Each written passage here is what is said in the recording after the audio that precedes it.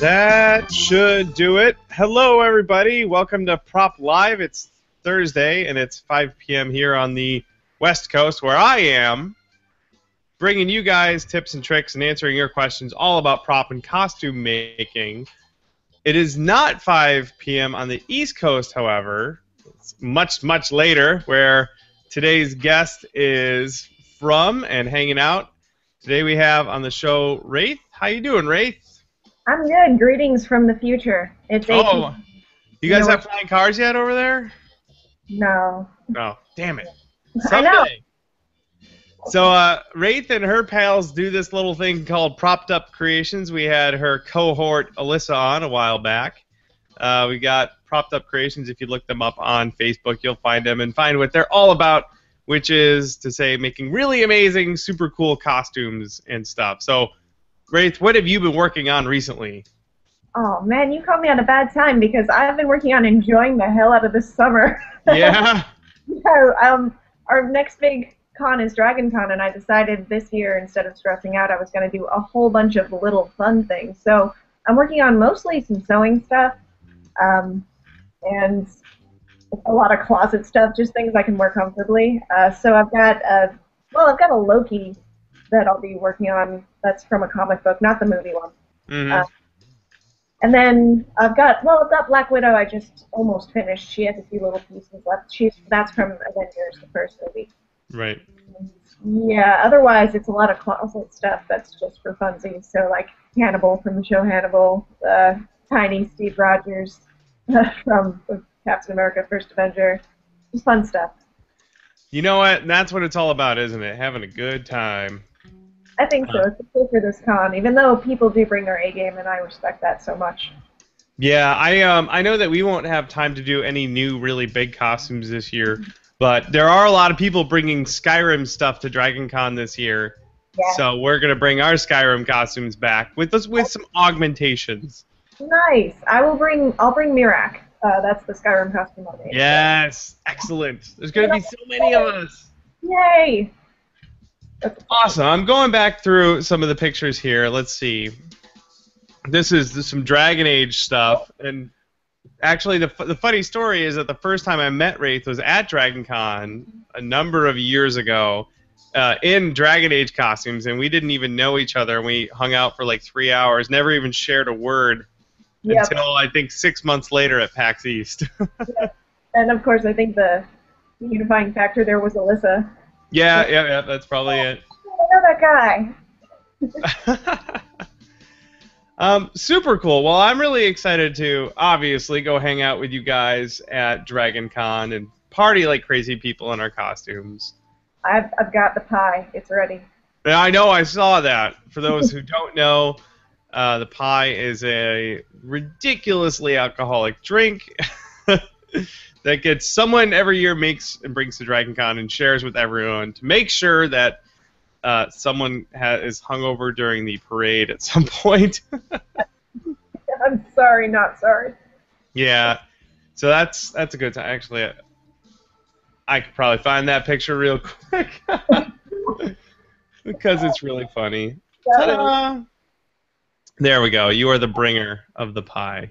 Our Lady of Pie, I think, is what we were calling that one. Fantastic. Ensuring that everyone will not remember at least part of their Dragon Con this year. But it tastes so good. It's worth it. It is. It's delicious. It's super delicious. I've been working on some stuff, and the big project I have going on right now, I just recently put up a video, but again for Dragon Con, we're doing this. We're calling it Claptrap Army Dragon Con 2014. We have a Facebook group. Anyone can join it. Just go ahead and see what's going on over there. I put together a video on my Facebook or on my YouTube channel, youtube.com/punishedprops. You'll see how to build your own little claptrap. Just like this guy right here. How to build it. I put together a video to do it as cheaply and as quickly as possible because I want a lot of people to participate and bring their own custom-painted claptrap to Dragon Con so that we can have a whole army of them and just swarm the whole place with them. As you should. Have you told your viewers, though, the story of... The full story? I don't think so. The original claptrap was my brother built it. He built it. We had been talking about it. He built it without my knowledge. In your And house. in my house.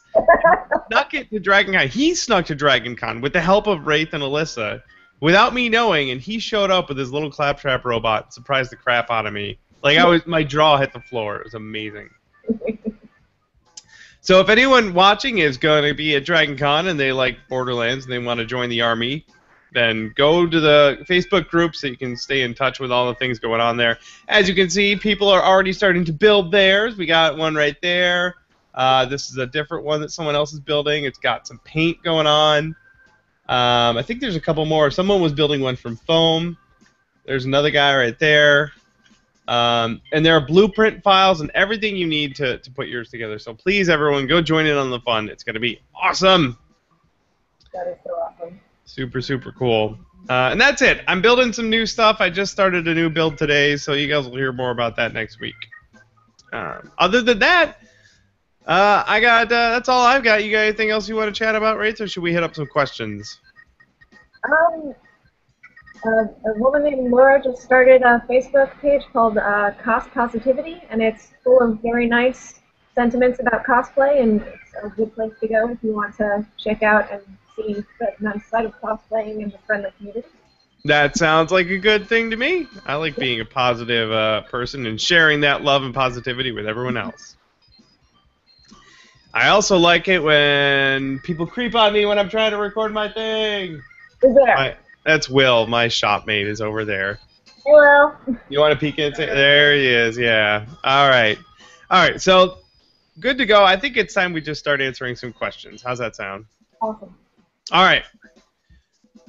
As per usual, I will post about the live stream every day beforehand, and people can post their questions there. So we have a few from the Facebook page earlier today, and I'll start with that. Matt wants to know, do you have any tips for going professional on prop making? Like, how do you start making money? He says he loves making props, and he would love to try and get an economic benefit out of it. Now, Reith, you guys have done some commission stuff, right? Yeah, a bit.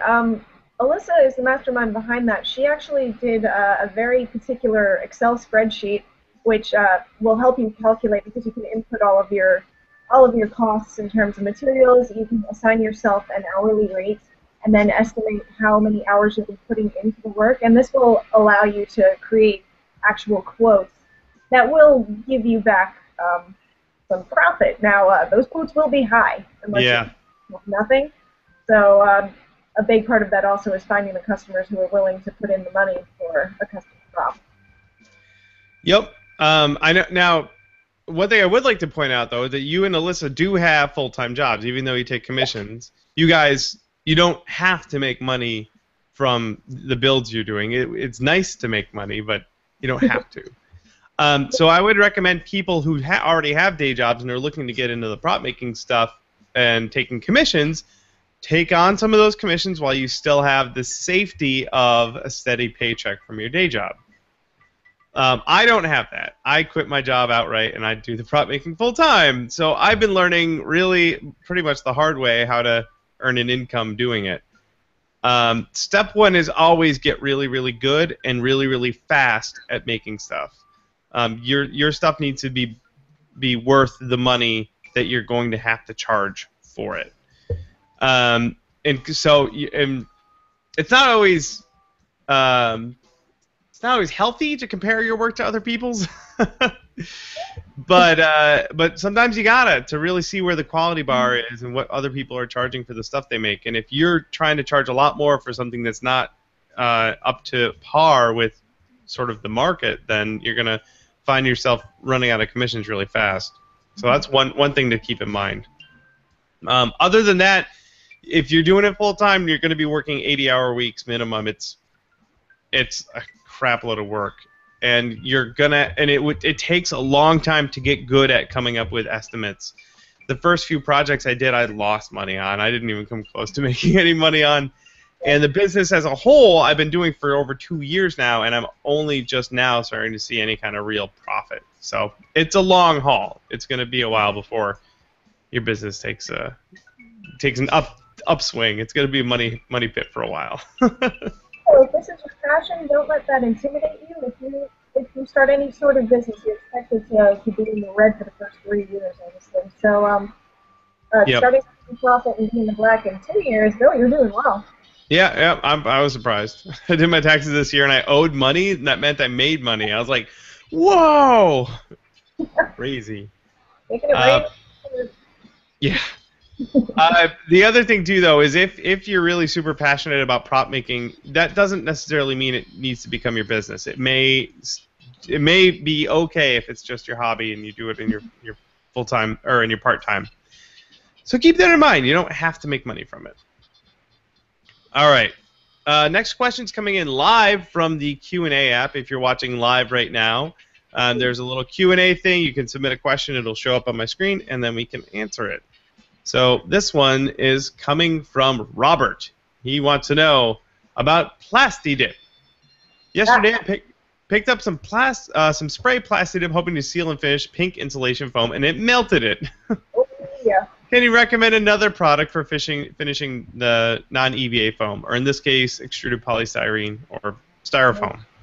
That stuff will melt at any provocation, be it heat or spray paints, especially don't use spray paints on it. I've sealed it with gesso before, which is a long, painstaking process because you continually add more and more layers. There's a product I'm going to try to find the name of now, though no guarantees, that's made specifically for this, so I'm going to look and fill it. Sure. I haven't done very much of this, but I have heard some people say that you can just paint acrylic paint over the foam, and then that'll be enough of a barrier to put anything else on top of it. So that might be another route you can try, but try it on a piece of scrap first. Yeah, gesso is basically your acrylic primer, so it won't melt the foam. It just it tends to be a little thin, so to be safe, you want to add a few more layers of it and use white or black so you can clearly see it against the pink foam. Let's see. This was so long ago, but my friend Envy sent me a link once to something that was used industry-wise, and it's a spray on sealant for that was ages ago. So I'll keep looking, and if I find it, I'll chime in and continue with questions. Sure thing. There you go, Robert. Be careful with your foam. Don't melt it. All right, another question. This one came in from Facebook earlier today from Hannah. I have never traveled by airplane to a convention before, and packing my costumes and props into my suitcase seems totally scary, especially when traveling with prop weapons and guns. Worried about your thing getting opened and rifled through. Do you have any advice? Have you ever shipped something ahead of your arrival instead? Yes, I have shipped stuff before. You can ship stuff to your hotel. That's super handy and helpful. But I've also had really good luck with bringing stuff through the airlines, too. It's all about packing it really well. Mm-hmm. And to pack it in, or the right container to pack it in. Yeah, for example, my Mass Effect rifle fits perfectly into my hard shell guitar case. It's awesome! I just wrap it in foam and jam it in the guitar case, and it won't move inside of the case. It'll stay stationary. Then, if the TSA wants to, they can pop it open, see it's a plastic gun, close it, send it on its way. You also want to make sure it's easy for the TSA to open and look through it. If they have to crack anything open or unscrew anything or pull pieces apart to see what the thing is in your bag, then they will, and then it may not go back together properly, and then you'll run into problems. So keep that in mind when you're packing. Yeah, definitely hard cases all around are preferable. We had a friend who traveled with some shepherd armor, but she also packed a repair kit that had paints in it, and she didn't seal them well enough, and they spread the paint all over her armor, so she had to fix it. Oh yeah, we had a can of hairspray go rogue in a box of costumes. Fortunately, a bathing suit ate most of that. But you got to keep that in mind. We like to bring like little things of glue, little things of paint. They all go in really burly Ziploc bags, so that if they do crack open in transit, they just get stuck in that bag. They don't cover everything in your costume box. Yeah, so watch your liquids and your sprays, I guess. Yep. And then I have, let's see if I can do this. Over there. Those are my cases for traveling. I got them at Lowe's. They're plastic, what do they call them? Trunks. It's like a Yeah. Foot Locker, but it's called a trunk. That's what Lowe's calls them anyway. Um, those things are awesome. They're $30 each. They are exactly the dimensions that most airlines will accept for checked luggage, not carry-on. And I can fit a whole set of Skyrim armor in there. So how convenient. Yeah. I have a similar one from Container Store. It's probably a bit too big for. But, I don't know. I've seen. You can check. You can go to the airline that you're using and check what their dimensions are. Yeah, but the Container Store has the Foot Lockers too. I had one. It was $50, but it's really solid hard plastic, and it has wheels on one end, so it's really easy for you to drag along with you. That's nice. Yeah, I added wheels to mine. Just I like it. yeah. All right. So there you go, Hannah. Hopefully those tips helped you out, and I hope you have fun traveling to your next convention. Good luck. Oh, and back to Robert. I found the thing. All right. So there is a product called Styro Spray, all one word, STYROSPRAY, and it is Styro Spray 1000 is a simple to apply hard coating for carved foam shapes. It applies by paintbrush, foam roller, or spray applied with a low-cost gravity-feed copper spray gun. So that's an industry standard for coating your foam materials that you want to carve.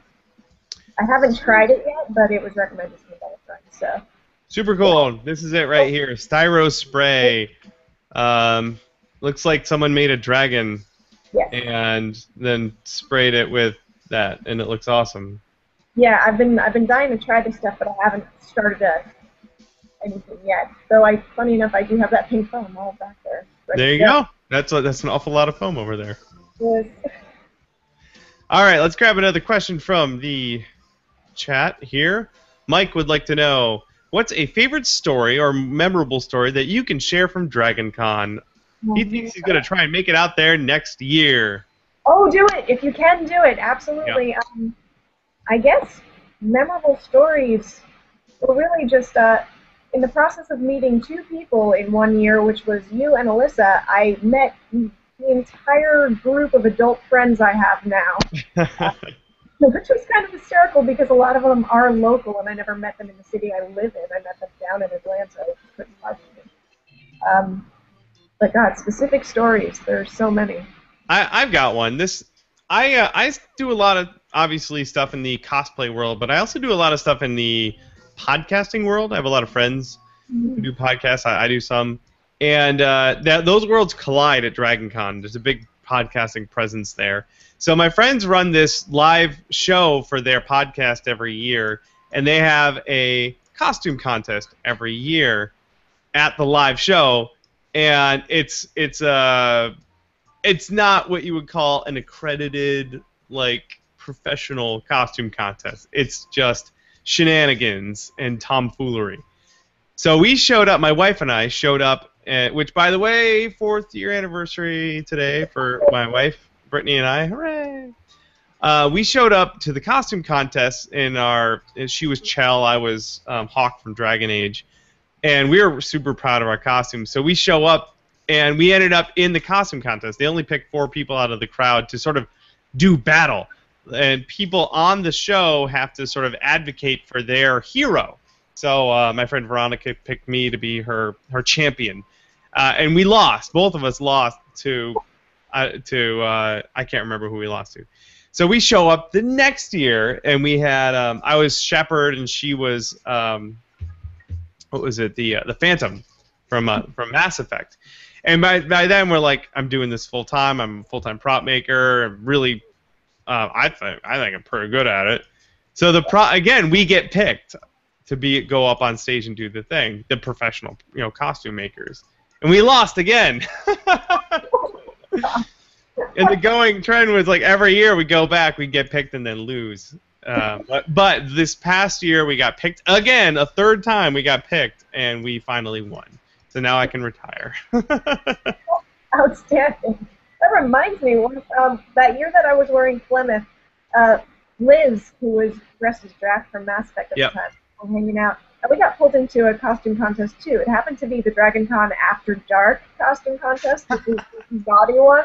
And I guess we were showing enough skin to be considered a part of it, which was pretty hilarious. And we actually got second place, which was nice. Yeah, well done. Yeah. But no, Dragon Con is huge amounts of fun. You will Oh, yeah. be pulled into random things. You'll make new friends. You'll drink too much. Yep. And it's absolutely worth your time. But Do you it, can Mike. make Do it. it. Do it. One of us. All right, cool. Thank you for your question, Mike. Up next, we've got one from Facebook from earlier today. Joseph is wanting to know when it comes to plastics and thermoplastics. Do you have a favorite, or does it just depend on the application, or one that may be better for beginners? I've found that a lot of times people will find one that they like and just use that for everything because they become more and more familiar with it. I know some people who really like their foam PVC sheets or Sintra, and they'll make everything out of that. It's more rigid. It's you can heat form it. I like my EVA foam. It's super cheap. It's really easy to work with. So I make most of my armor out of that. Whatever material you have that you're really good at working with, just use that. Totally. I always try to, think about what the cost is involved, but also the function of the thing. And as good as it is to stick with the one thing you're really good at, sometimes you'll discover something new and be like, oh, damn it, why wasn't I using this the whole time? So don't be afraid to play with other materials, too. Yeah. You can even sometimes get your hands on, like, packs, sample packs of like Warbler and Wonderflex, and they have a whole bunch of other different products, too, that I've never used before. If you can get your hand on sample kits of those, they may just send them to you, and you can just play with them and see what they would work for. Because they may work for one thing, but not so good for another. And even though I say just use EVA foam for everything, I know that it's not true. You should try other things. Yeah, so try some stuff out there, Joseph. Have a good time with it. And you did not mention EVA foam, but I'm going to throw that out there. Use some foam floor mats. Yeah. All right, let's grab another question from the Q&A app. This one's from someone calling themselves Newbington. Sir, should be Sir Newbington, I think. As cosplayers, is there any dream costume that you still find too daunting to create? I'll tell you one I've got. My wife and a bunch of my friends are all working on a new video game coming out called Destiny. Up there, the folks at Bungie. And the Fallen are like the bad guys, I guess, and they have 4 arms. They're really big, and they have 4 arms. I would love to do that. I think it would be really cool, and I think it would be a super hard technical challenge to make the arms move. Right. Yeah, that would be super neat. That's a good point. Anything with animatronics, because there are so many things I'd love to try, but that would, honestly, if you want them to really blow the minds of your audience, you'd want to be able to have them automated somehow, and I have no clue how to do that. So, yeah, I don't know about a specific one off the top of my head right now, though. But yeah, for those of you guys that don't know, the idea of daunting costumes is something that Reith is already very familiar with, because you guys like to raise the bar as far as scale and complexity, like crazy people. I'm a short, tiny girl. I love to convince people that I'm not. So making anything where I can look huge has been sort of my go-to move. Yeah. And, whether or not I pull it off is debatable, but it's so much fun. So I would say don't let anything intimidate you.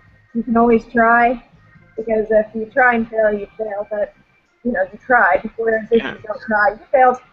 And For example, here's the Angel of Death, gigantic, crazy facial prosthetics, wings, everything, you name it, right there. so much fun. I love that. Ended up being really great. So, Yeah, someday I really do want to do something just really, really massive. That'd be great. And the Mhm. Fallen are so cool. All right, thank you, Newbington. Thanks. All right, another question here. This one's from John. John would like to know, what would you say are your top 5 conventions for cosplay? Dragon Any- Con. Dragon Con is number 1, obviously. Con. Do you have any tips for acquiring a booth? He says he may be planning something. I've never done a booth at a convention, so that's a world that's totally unfamiliar to me. Yeah, same. I haven't.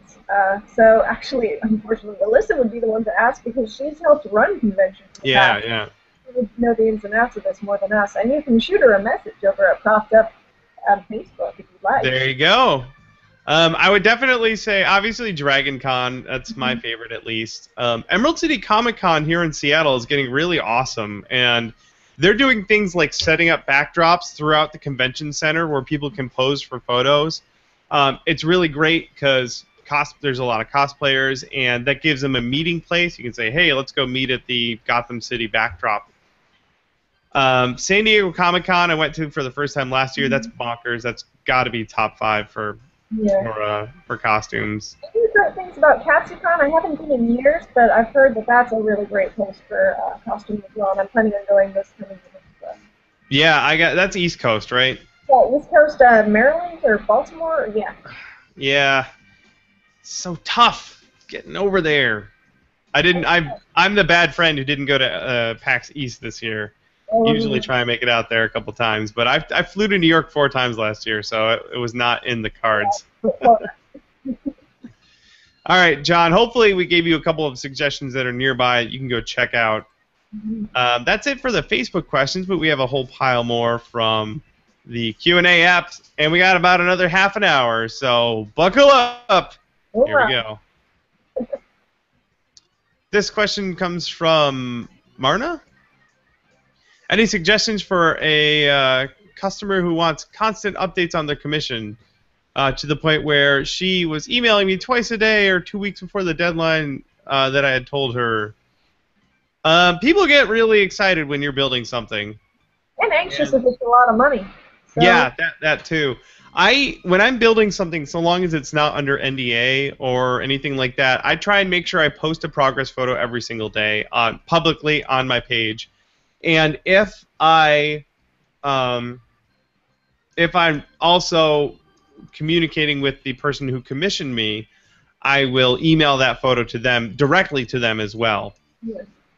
I've never had someone email me twice a day worried about updates, but I think if you're consistent about posting updates and keeping them up to date on the progress, then they shouldn't have anything to worry about. Upfront to say you have a full-time job and you cannot physically work on something every single day. Let them know in the very beginning of the process so they know what to expect from you in terms of updates. Yep.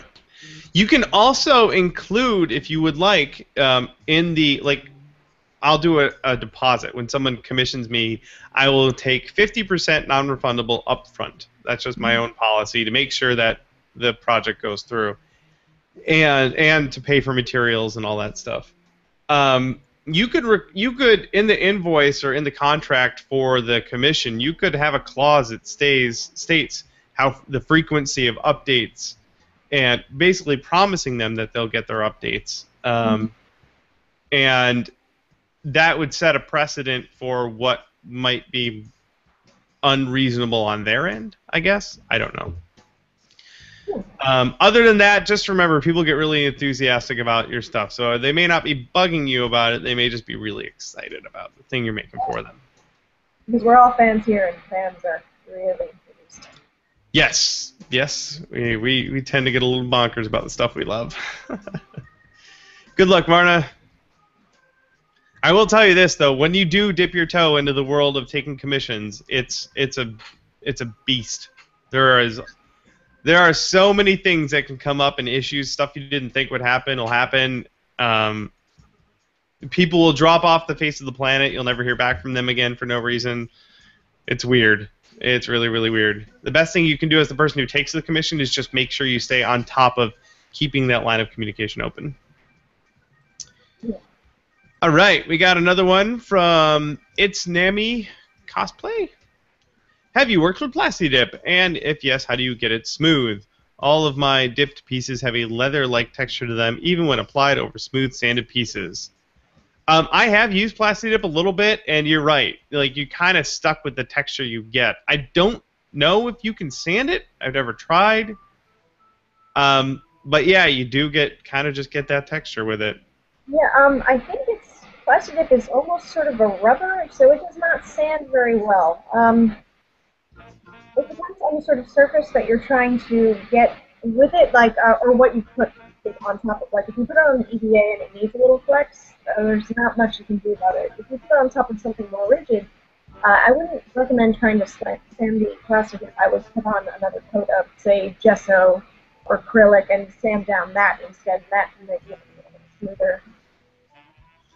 Yeah, that's one of the reasons why I like for a foam armor, I like using something like an epoxy resin like Epsilon from Smooth On, because it's got a little bit of flex to it, but it's got a harder surface that can be sanded and finished down to the texture that I'm going for. Yeah, that's and usually, yeah, achieving that texture is usually paramount for me. Yeah, so I guess our advice is maybe don't use Plastidip. Maybe not. All right. Next question. This one's coming from Andrew. Andrew wants to know, when at home or even when at a convention, how do you try to relax when working on a prop or a costume? I'll give you a clue into my life ever since I started running a business making stuff for other people. I don't get to relax. I haven't had a vacation since my honeymoon 4 years ago. I get to play video games with my wife like 1 or 2 nights a week, and that's about it. Well, I would say because you're going to be working and you're going to be probably under pressure for deadlines. My trick, honestly, is soothing music and fun shows you've already watched in something that you like. Nothing stressful. Don't watch a horror movie when you're working on something. But to have something in the background that just makes you happy will kind of help you keep in the spirit of things. Yeah, I do know sometimes, like some days, I listen to podcasts a lot and I try and keep up to date, but some days I'm like, you know what? Let's just plug in some music that gets me going, and that just fuels me for that day. I will tell you, though, I have had to make exceptions and tell myself it's okay on a Saturday to take 5 hours off and go have dinner with my friends. Like, I've had to tell myself to do that. It's like, if I'm going to waste my time, I'm going to go waste my time with my friends. Because if I do just bury myself in my work and my friends, like, where's Bill? We haven't seen him in 6 months. I would like to avoid that because that's the whole reason why I started doing this in the first place. This is the creative field. I work in a creative field in my daytime job too, and sad fact is you can burn yourself out creatively very, very easily if you don't give yourself breaks. So it may sound like the last thing you should be doing, but every so often you do need to give yourself a real breather. And that means literally getting out of the field and breathing the fresh air and seeing the sunlight. The sun's out today. It's out right here in Seattle. Thank you, Andrew. Don't get burnt out. All right, this question's coming from Mark. Mark is working on a TMNT, that is Teenage Mutant Ninja Turtles, Metalhead. He was the robot turtle for Dragon Con. He's about to use Epsilon for the first time, and he is wondering if we have any tips. Use a scale. Sorry. So Epsilon has a specific ratio of mixing, and don't ignore that like I did and waste hours and hours and hours waiting for something to cure. Yeah. I have my wife had a tiny kitchen scale, digital one, really, really nice. Well, I reappropriated it for the shop, and that thing is awesome. You pour in one side, then you hit the tear button, you pour in the other side, and it's exact. I would also recommend with Epsilon working in very small batches in a shallow, wide container. Because the more gathered up the volume of liquid is, the quicker it'll kick. and you really only have about 5 good minutes before it'll start to kick. And once it does, you got to stop, because if you brush in while it's kicking, those brush marks will stick around. And then you'll have a million more hours of finishing work. And then you got to go sand all that down. So work in very small batches. The first couple batches I did, I mixed up too much of it, and then it cured in the cup, and it was a waste. I ended up losing it. I will say, though, a little bit of Epsilon does go a very long way. I did our whole, both sets of Skyrim armor with 1 trial-size kit of Epsilon. So there you go. I'm looking forward to seeing Metalhead at DragonCon. Yeah. I love that people are still doing that stuff. Ninja Turtles was my show. It was my jam growing up. I had all the toys. Oh god, I love Donatello. It's my favorite. Yeah, I was a Leo guy. Squeak83 would like to know, what is the most epic and costly mistake you have ever made? I have a couple. All right. Mostly mold failures. Either a mold box failing and silicone spilling all over the floor. That was pretty expensive. Yeah. Curing inhibition on half of a mold. That was really expensive. That was the same project too. That was an emotional build. You're gonna hate me. I've never had a cure inhibit, and I once did an entire silicone project wearing latex gloves and not realizing it until afterwards, and then thinking, "Oh, that was stupid." Oh my goodness. Although there are other I'll tell you what though, the most expensive things I've done have been just really, really, really bad business decisions. Just terrible. I wanted to deliver 3 costumes to San Francisco, so I was like, oh, I'll just fly them there. I'll just fly there with them. You show up with 3 costume crates at the airport, and they're like, well, the first extra one's $25, the second extra one's $50, and the third extra one's $150. Oh, and I'm at the airport with all these things, and I had no choice but to shell out, like a couple $100 just to get all those out there. Should have mailed those. Yeah, ow. So mail is dangerous. Yeah. I've had a lot of things go wrong in shipping, actually. It's not monetarily costly, stress and time-wise, very, very costly. So I've been burned before. Yeah, well, I'm learning more and more that the only currency that really matters is time. And when you lose a whole day's worth of work to something, that's the real kick in the pants. So thank you, Squeak83, for bringing up those terrible memories. All right, hey, we got another one from Newbington. What's up, Newbington? Yeah. Something he wanted to make was Dog from Half-Life 2, the big gorilla-looking scrapyard thing. Any tips on going big with a costume? There was... Let me see if I can find that. Yeah, I'm looking for it.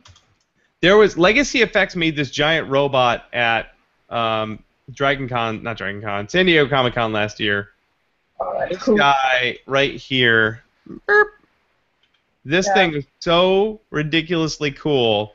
And there's a person in there. There's 4 arms, and they figured all that crap out. So if you go look on YouTube and look up videos about the Legacy Effects robot thing that they made, that would be a really great place to start for Dog, I think, because that thing is massive.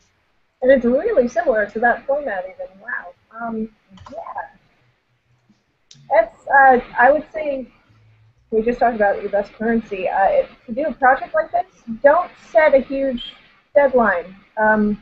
Baby it. Take your time with it. Go slow so that you'll be happy with your finished project instead of rushing through something and then being dissatisfied with a project that you don't feel you complete to the best of your abilities. And that'll also give you time to troubleshoot and learn as you go. Yeah, you will have to be learning and picking up new skills as you go, because things are going to come up. So there's Dog on the right. and there's the Legacy Effects robot on the left. You can see there's some similarities there. Obviously, you would have to do something about his torso because that's way smaller than a human. Yep. You'd have to make some accommodations for size and for putting a human in that thing. But I think you could probably maybe do it. I don't know. I think you can. I believe in you. Of course, you think you can. Reith's like, child's play. Ron. Thank you again, Newbington. Good luck. I hope you actually try and do that. And if you do, send me a link because I want to see it. Yeah, seriously. All right, next question coming in from Trisha. I know Trisha, good pal of mine. Have you ever used Sugru on foam, and if so, does it adhere well and withstand the wear and tear? Have you ever used Sugru? Never heard of this. What is it? All right, Sugru is this thing. I believe it's actually a silicone, an air drying silicone, and it's the people use it for like making stuff and they use it as an adhesive. What's really neat is you can form it into like a shape and stick two things together. So like if you have a flashlight, you need to aim it somewhere. You stick it to this thing, and it permanently attaches to it. That's cool. Yeah, I have never had a chance to use it either, but I've heard all about it, and it sounds super, super neat. Now I want to play with it. Oh man! Well, thank you for telling us about something that we haven't tried yet. Because now I will. I'll send you a link. Awesome. Thank you. Yeah, Sugru. So yeah, sorry, Trish, I never used it. No. I guess the only way to really find out if it will withstand wear and tear or adhere to foam is to give that a try. Try it out. In fact, Trish, if you try it out, let me know, and then I'll know. All right. Thank you for that question. Another one from Andrew. What is one tool or machine that you would like to add to your workspace? Easy. Laser cutter. Done. Only one? It's funny. I work in a little tiny apartment, so honestly, what I want are all of the basic things you find in a garage, like a proper drill press and a bandsaw and a jigsaw. Yeah. Things that I can't have yet because of where I live, and those are pretty, basic stuff, not so exciting. But yeah, that would be cool. And a 3D printer. I would like a 3D. You could 3D printer. You could put that in your apartment. Yeah, I could do the little MakerBot. Yeah, those things are adorable. They're tiny. Yeah, for me it is definitely a laser cutter. In fact, that's on the horizon. I'm going to start shopping for one of those pretty soon. Yeah, that's a CNC mill would be great. I think a 3D printer would be great too. But with my current workflow, that 2D laser cutter that's basically how I work. I work with my scroll saw and a bandsaw, cutting out flat pieces of stuff. Yeah. If I could just do that, have a laser do that for me, then fantastic. That's fantastic. Production. God, now I want a CNC machine because then I could just mill a Captain America shield out of aluminum. Yeah, I know. Thank you for your question, Andrew. All right. This one's from Rainier. What techniques do you do to make your props seamless? Usually, if it's a prop and it's made out of a rigid material like wood or plastic, I will fill in any of my seams with Bondo. Yeah, which is stinky and gross, but man, it works really well for rigid surfaces. Yep, it does. For little things, I'll use 3M makes a little air drying spot putty. That stuff is really nice. That is useful. Yep. For foam's tricky. It is, yeah. I've actually tried a little bit recently, and it's not anything I've tried on a full build, so I can't say if it'll work as well as I hope. But for seams and stuff on foam, I've actually grabbed puff paint, the stuff that you would put on fabric, because it's got flex and it's got mass, and you can slowly feed that in and brush it off, and it'll shrink a little when it dries, but that you can fill it in a bit further and actually fill some of those gaps. I found that when it comes to working with a non-rigid foam like EVA, the trick is to either not get any big gaps or to plan on covering them. That's usually how I do it. Yeah. All right, good luck with your seams, Rainier. Hopefully we give you a hand. If you haven't tried Bondo, it's the coolest. It's stinky, wear a respirator, work in a well-ventilated area, And you have a lot of sanding in your future, so you're welcome. Sanding though, as far as sanding goes, Bondo sanding's okay. Yeah, it's not that bad. Oh, here we go. So Eric chimed in. He's used Sugru a lot. He doesn't see why it wouldn't work on foam. It's pretty tough stuff. Feels very similar to a less sticky epoxy sculpt. There you go. Thanks, Eric. Thank you. All right. This one's from Sai. What do you do in N7 armor to get more waist movement and make it easier to sit down? Yeah, that's you. That is mine. So I built not the standard N7 armor with the weird-ass butt cheeks. I don't know what they were thinking about with that. They were thinking about that ass effect. They were thinking about ass effect. That's right. I picked the Defender armor, which I liked a lot, and then the entire hindquarter section of that costume I modified completely. I had just assumed that if people were looking at my butt, they weren't going to call out that I changed the design. I don't know. No, I was just concerned with being able to sit down, and that was the only goal. And I made a ton of. I took a lot of liberties, let's say, artistic liberties, so that I could sit down. I think that's allowed though, and honestly, when you're getting photographed in costume, people, unless you're doing some very specific poses, Hawkeye Initiative style, Yeah. you're going to be getting pictures of your booty. So. Don't be afraid to make life a little easier for yourself. But, Right. I've seen people, because a lot of times the Shep armor has this solid panel going right from like sternum to crotch, and sometimes you just have to make that jointed somehow so that it flex with you. Yeah, you could even cut it under the belt, put a seam underneath the belt so it's hidden so that you could bend down, or not even care about hiding a seam. Just be like, look, folks, if I drop something, I would love to be able to bend over and pick it up. So I'm just putting a seam there. Yeah. There you go, Sai. Just take some artistic liberties. Yep. All right, another one from Robert.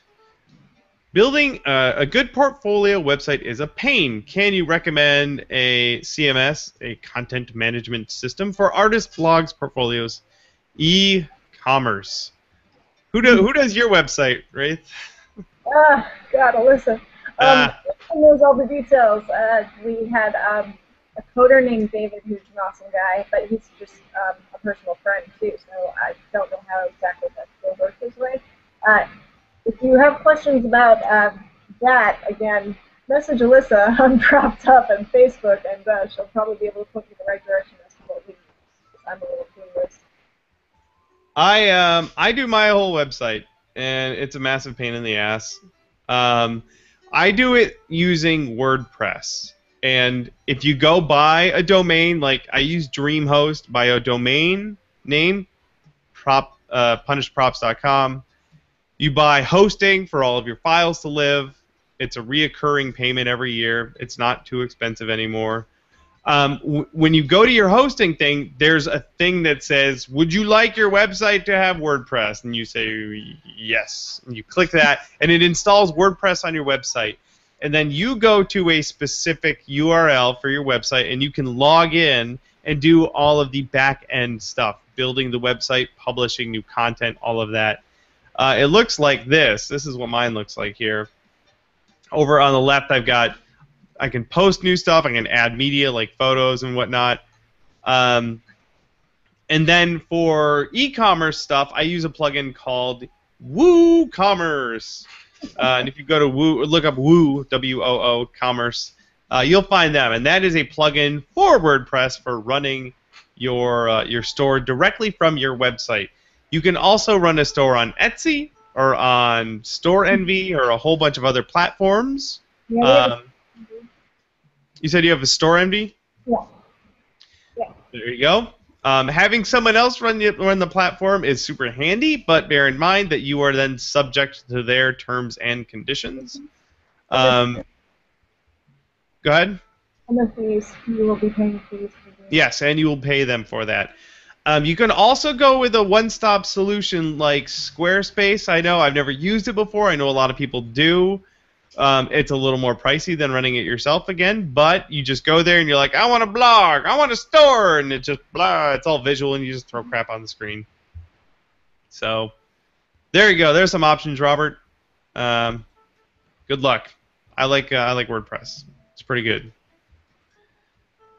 I'll tell you what though, whenever I like try and go in behind the scenes and edit any sort of code whatsoever, abject failure. Just absolute mess. I do have a friend, my photographer and web guy, Nate, is really good. And whenever I have a question or if I need any poking behind the scenes, I just have him do it, and I pay him in beer. It's a really good situation we have. That is a good relationship to have. All right, Mark would like to know, for an undersuit, what glue would be best when attaching foam directly to the fabric? It depends on the fabric, because certain fabrics that are, say, knitted kind of loosely will take glue better than, say, a vinyl bodysuit, which glue will not attach to at all. You can hot glue some things. Don't hot glue them when you're in the suit. No. That'll hurt. You can also take a strip of other cloth or something that will hot glue really well and stitch that to your undersuit. Oh, good point. Yeah, or what I'll do is I'll stitch Velcro to the undersuit and then just Velcro my foam pieces directly to that. Yep. Yep. Also, I've seen people do snaps, like those mechanical snaps. They'll stitch those to their undersuit and then glue the other side of the snap to their armor. In fact, speaking of sitting down, I know Holly Conrad had it set up so that she could unsnap part of her costume when she needed to sit down, and then when she stood up again, she'd snap, put it back in place, and it would look right. Right. Yeah, and really, nothing will be more secure against fabric than something that is sewn to the fabric. So if you can do that where you sew something, whether it be clips or snaps, that is going to, in the end, work better for you than doing it directly with fabric. There you go. Some tips for you to try out there, Mark. Good luck. Eric also pointed out that he likes Squarespace, and it's $10 a month. Good. Good tip. That's actually not that bad. Maybe I'll change mine over. All right, Andrew again wants to know, would you ever consider coming to Canada to attend or even host a panel at a convention? I sure would. I heard that Calgary Expo is getting pretty rad. That sounds. Isn't Vancouver where all of our favorite video games are made? Yeah, video games, and they'd film lots of crap up there too. Oh, sure. They always film stuff in Vancouver, and they're like, "Look, it's Seattle. It's totally Seattle." I'm like, "It's not Seattle. I know what it looks like." Not enough fault.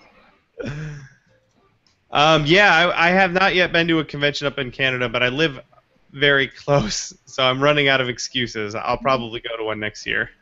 Yeah, I'm in New York, so I'm close to the other side. That would be pretty cool, actually. I've got a passport. Yeah, me too. I was just up in Victoria for a weekend just to have fun with my friends. So they'll let me into the country. That's good. Good news. All right, we have about 5 minutes left. We'll take a couple more. This one's from Nell. Nell claims that, I don't know if Nell is a he or a she. That looks like a she. All right. Is that you know? Yes.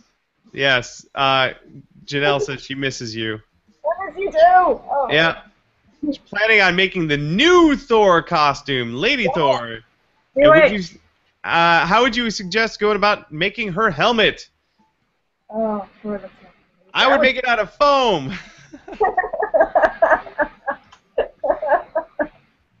Two different things. Well, your comfort level with foam and my comfort level with sculpting are about on par, I think, with each other. Probably, yeah. If you haven't already, by the way, go check out Evil Ted. Just look up Evil Ted foam helmet on YouTube. He did a 3-part series on making helmets from foam that is really, really, really, really good. So I recommend step 1, even if you don't want to do it out of foam, still go watch that video because you'll learn some good stuff. I would honestly, because I've never done that too, I'd try to find a decent base to work off of, whether you build it in foam or if you're going to sculpt it first. buy yourself a little hard hat or something from a costume store that you can build on top of, so you at least have the initial shape to work off of. That is definitely a good idea. I'm looking up the picture. I'm curious how it looks different. No, Entertainment Weekly. I don't need pop-ups. That's not. Oh, okay. I see. It's got like a mask over the eyes. And then it comes to the cone here, big old wings. Yeah, you may even be able to get like a theatrical mask like that and attach that to a helmet and then just build the wings over it. There you go. Good luck, Nell. Good luck. All right. Newbington speaks again. Not a question. We've always used contact adhesives for bodysuit, for attaching stuff to bodysuits. Nice. There you go. I like contact adhesives, things like Barge, for that kind of stuff too. Especially if you want to glue rubber to something else, use a contact adhesive because it's designed to glue rubber soles onto shoes. That's what it's for. All right.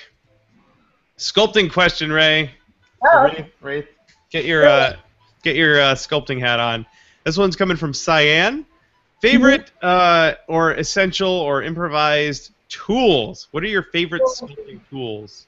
Oh man, I have some. I'm sure they're right there next to you, and you're ready to show them right off. They are. All right. So this is a scraper. Yep. That's for taking away material. You scrape away material, and you can get it in different sizes and different shapes. Really, really useful if you throw clay on and then you need to take some off quickly without ruining your fingertips. I love.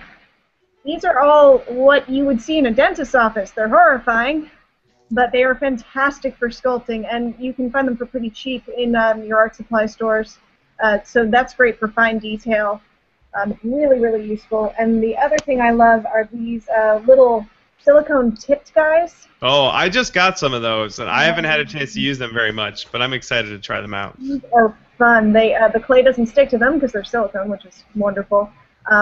And they have varying types that are harder or softer. Like they're just really fun and versatile and good to use. Great for smoothing and for putting in that detail. So those are some of my favorite things. I think you covered it all. It's great. There you go, Cyan. Go expand your kit. All right. Let's see. We got a couple more. Nope. That's just about it. Nice. Nell says thanks. Oh. Squeaky83 says sacrifice your body for cosplay. Yep, that's what we do. Done it. And Rainier said, just went to the bathroom. Did I miss anything? Yes. You missed me. You missed me answering your question, probably. Oh no. So yeah, that's it. Thank you everyone for coming in and asking your questions. It's pretty essential to the format of the show. It is a cool show. If you guys want, and you should, definitely go check out Propped Up Creations on Facebook. Go give them a like because they're always making really amazing stuff. Reith and Alyssa, and actually that's the only things I see up there are all Reith and Alyssa. Some of my very favorite stuff I've ever seen. And if you have any more questions, I'm sure they'd be happy to answer any more questions you have. You just go send them a message over there. We're very friendly people. We love giving advice. Talk to us. And they like ruining your Saturday mornings by getting you drunked up on Friday night at Trekking. Thank me on Friday, though. You're gonna love me on Friday. Oh yeah, best friends. Thank you so much for coming on the show, and I'll have to have you on again sometime. Awesome, I will totally do that. That would be so much fun. Great. Next time, we'll see if the stars align and we can get you and Alyssa on at the same time. It'll be fun. Yes. All right, everyone. That's it for this episode of Prop Live. We'll do this again next week, so stay tuned because it's going to be sweet. Bye.